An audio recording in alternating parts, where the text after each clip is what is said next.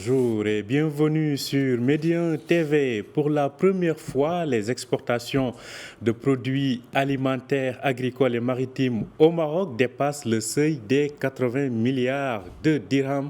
C'était en 2022 et ce malgré un contexte international et climatique difficile. Ce secteur occupe désormais la troisième position parmi les secteurs d'exportation du pays. Nous en parlons avec notre invité Ahmed Azirar. Il est économiste et coordinateur donc de l'IMIS. l'IMIS, c'est l'Institut marocain d'intelligence stratégique. Bonjour à vous, Ahmed Azirar. Bonjour Omar, bonjour à vos auditeurs. Merci d'avoir accepté notre invitation. Alors, des performances donc historiques pour ces secteurs de l'agroalimentaire et maritime. Comment expliquez-vous cela, professeur Azirar? Oui, ça prouve bien que le Maroc a fait un choix pertinent donc en se focalisant de longue date sur un de ses avantages comparatifs, l'agriculture, bien entendu, la connaissance historique, les disponibilités, l'expérience, et puis naturellement la modernité, la recherche, et puis la proximité des marchés. Donc il y a un ensemble, bien sûr, d'éléments qui font cet avantage d'abord comparatif, puisqu'il y a des ressources et il y a une expérience, il y a un pays, etc. Mais il y a également un secteur qui a développé, bien sûr, un avantage aussi concurrentiel, qui a développé dans un certain nombre de spéculations, et en particulier les spéculations qui sont demandées sur les marchés de proximité.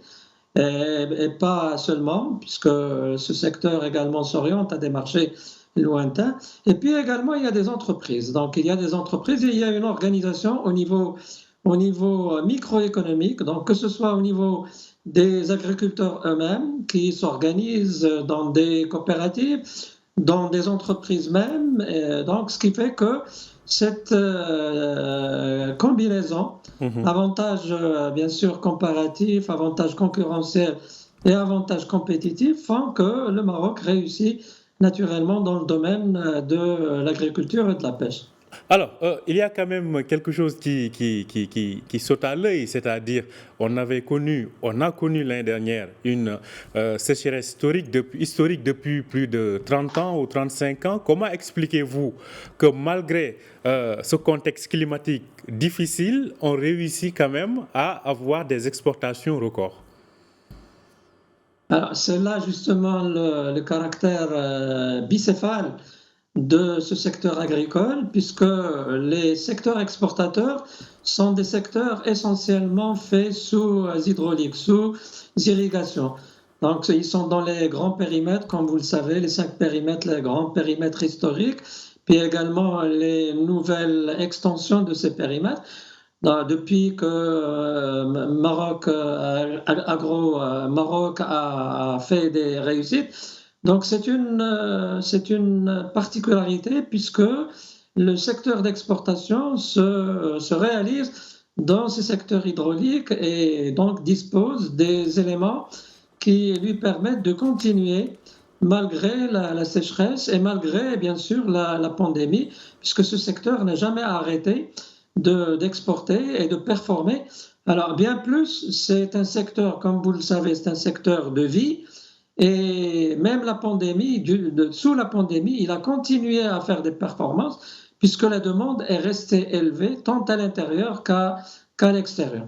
Alors naturellement, à côté de ce secteur d'exportation, de performance et de technologie, il y a les secteurs vivriers, les secteurs dont dépendent la consommation intérieure et qui sont à la marge de ces terres de bonne qualité, mais également hydrauliques, ou qui sont carrément dans le bourg, dans le sec, et qui malheureusement souffrent de la sécheresse naturellement et du manque d'eau.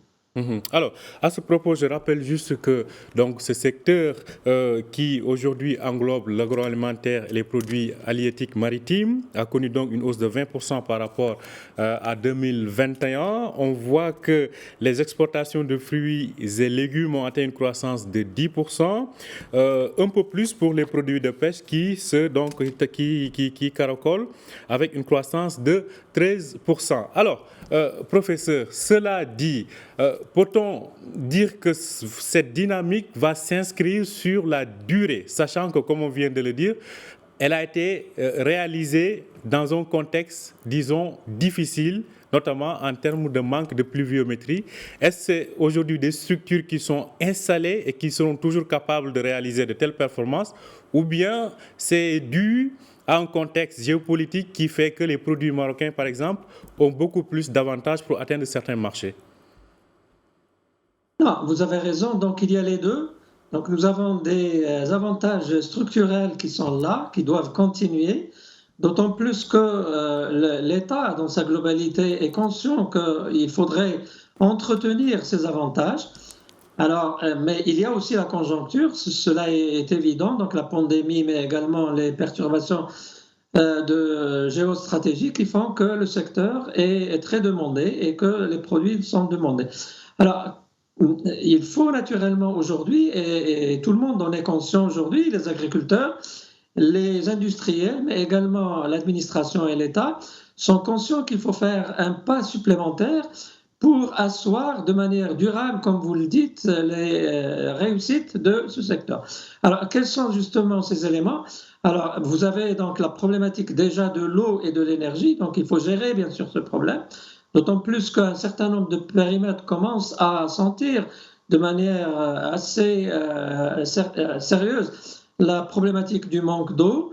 Alors, cette problématique de l'eau est liée naturellement au climat, mais également à ce que l'on devrait faire en matière de nouvelles sources hydrauliques. Alors, bien sûr, l'économie, mais également la désalinisation et la construction de nouveaux barrages, y compris les barrages, les petits barrages, la rétention de l'eau, parce que nous avons également des pertes énormes en matière d'eau pluviale. Donc tous ces éléments sont liés également à l'énergie électrique, parce que l'énergie électrique peut nous donner donc une énergie à coût abordable, peut nous donner naturellement un accès beaucoup plus important à l'eau, et en particulier à l'eau désalinisée, et bien plus. Donc il y a ce problème. Il y a également la problématique de l'organisation également de l'industrie elle-même, parce que nous sommes jusqu'à présent beaucoup plus des exportateurs de produits frais, mais également nous montons en puissance en matière d'exportation agro-industrielle. Il faut que cette dynamique continue. Donc il ne faut plus rester sur l'exportation de produits frais, parce que la valorisation locale est source non seulement de valeur ajoutée plus importante, mais également d'emplois, d'industrie et également naturellement de création d'entreprises, etc., et d'attrait de nouveaux investisseurs. Il y a un troisième élément aussi qui est appelé, c'est également l'organisation industrielle de nos entreprises agro-industrielles. Alors en matière, bien sûr, de digital, en matière donc de performance également, donc aussi bien de productivité, mais également de performance en matière de marketing. Alors l'exportation aujourd'hui agro-industrielle, mais également agricole, souffre d'intermédiaires, elle souffre également de manque de visibilité, donc de labels. Il faut que l'on puisse agir beaucoup plus en matière de visibilité, en matière de labels et en matière d'indépendance, en matière de nos réseaux de distribution à l'étranger, aussi bien donc dans...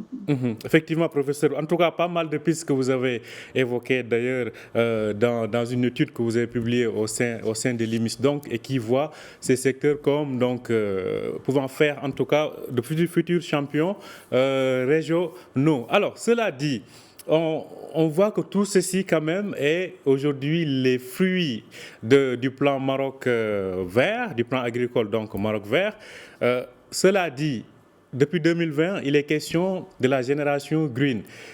Où est-ce qu'aujourd'hui on peut en venir d'ici 2030 par rapport à ces secteurs-là? Quels pas peuvent être réalisés pour gagner vraiment en compétitivité et renforcer ce rôle aussi bien en termes d'inclusion, de satisfaction du marché local que d'impact sur le plan international? Oui, Green Generation est venu justement pour réduire les faiblesses et même quelques échecs du plan qui l'a précédé. Alors, il y a un équilibre à trouver naturellement entre notre sécurité alimentaire intérieure, mais également dans la continuité à drainer des devises et à élargir nos marchés étrangers. Donc, il y a cet équilibre à trouver, puisque, comme vous le savez, nous restons très dépendants aussi des importations vivrières, surtout blé, orge, mais également les graines oléagineuses pour les productions également industrielles que nous transformons localement. Donc, il y a cet équilibre à trouver pour que nous puissions réduire, bien sûr, notre dépendance des importations de ces produits de première nécessité et qui, sous la Covid, ont montré justement que l'on doit performer aussi dans ces secteurs. Mais il faudrait aussi que l'on continue, bien sûr, à drainer des devises, à aller sur les marchés étrangers. Je vous l'ai dit, il y a donc des problématiques essentielles, celle de l'eau, celle de la digitalisation, celle de la maîtrise des marchés étrangers, donc le commercial, celle également de la décarbonation, parce que également l'agro-industrie doit être décarbonée en utilisant des énergies renouvelables, et en tout cas des énergies clean, y compris l'hydrogène à venir. Donc il faudrait que tout ça, que l'on puisse bien entendu performer à ce niveau, et nous pouvons ainsi faisant continuer à faire de ce secteur, parce que ce secteur est un secteur, comme vous l'avez dit à juste titre, c'est un secteur d'inclusion sociale, puisqu'il est largement, bien sûr, ancré dans la société. Ce sont des millions de Marocains et de familles marocaines qui vivent de ce secteur. Et puis l'organisation moderne, donc aussi bien que justement le plan Maroc Vert a permis d'entamer, notamment en créant des structures de production et de productivité, en créant des structures de grossissement, bien sûr, de l'offre, parce que justement, on ne peut pas exporter si naturellement on a des petites structures vivrières. Il faudrait bien sûr que l'on puisse avoir des champions de production, de productivité, de qualité. Bien sûr, la qualité est un élément essentiel et c'est ce qui fait que le Maroc aujourd'hui est très performant sur les marchés étrangers. Alors justement, quand vous parlez de ces marchés étrangers, professeur, désolé de vous interrompre, mais on dit peut-être la même chose. Pour parler de ces nouveaux marchés d'exportation, on sait que l'Europe est traditionnellement la première destination de ces exportations. La Russie aussi, qui fait partie de l'Europe mais pas de l'Union européenne, en est une autre destination. L'Afrique commence à s'ouvrir. Quels sont les autres marchés sur lesquels il faudrait miser pour assurer un maillage beaucoup plus, entre guillemets, planétaire de ces produits agricoles marocains?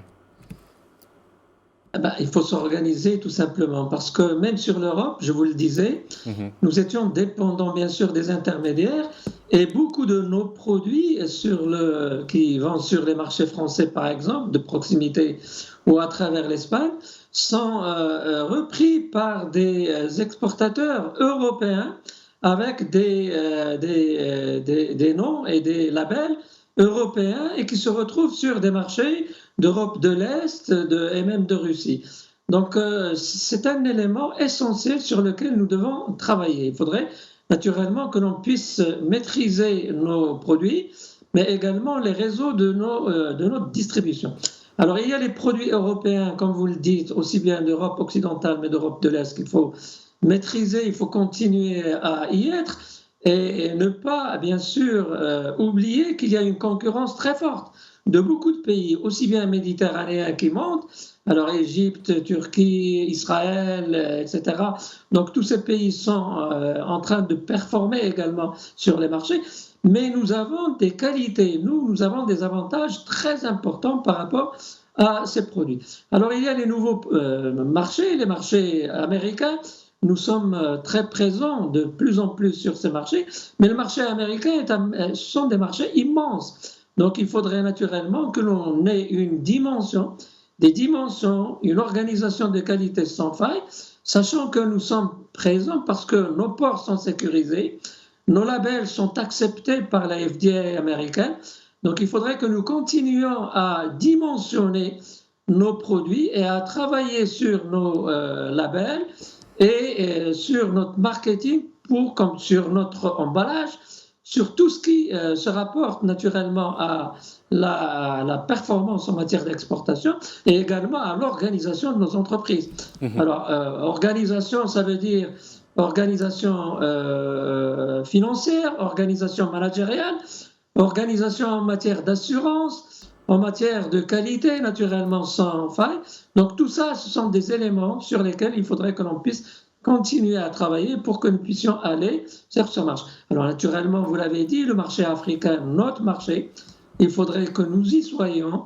Alors pas seulement dans les marchés de proximité, mais il faudrait que nous soyons de plus en plus sur les marchés, d'autant plus que le pouvoir d'achat subsaharien est en train de se relever, donc il faudrait que nous soyons présents, non pas seulement en matière de produits frais, mais également de produits agro-industriels. Et il faudrait qu'on soit également avec nos frères africains en matière de production locale chez eux de matières premières pour que l'on puisse industrialiser ici au Maroc ou chez eux. Merci. Ou chez eux. Donc il faudrait que l'on puisse développer ces éléments. En tout cas, le potentiel agricole ne manque pas. L'agriculture qui fait partie des priorités du gouvernement, notamment à travers des plans agricoles qui sont lancés par ci et là, sans parler aussi de la BAD qui en fait une de ses 5 priorités. Merci à vous, professeur Ahmed Azira. Ce que nous avons dit de très rapidement, nous sommes déjà coincés par le temps. Nous avons très peu parlé de la pêche, parce que la pêche est un secteur hautement plus important. Effectivement, nous aurons l'occasion d'y revenir avec vous, certainement, professeur. Merci en tout cas à vous. Je rappelle que vous êtes économiste et vous êtes coordinateur à l'Institut marocain d'intelligence stratégique, donc basé à Rabat. Merci, professeur, d'avoir accepté notre invitation. Merci à vous.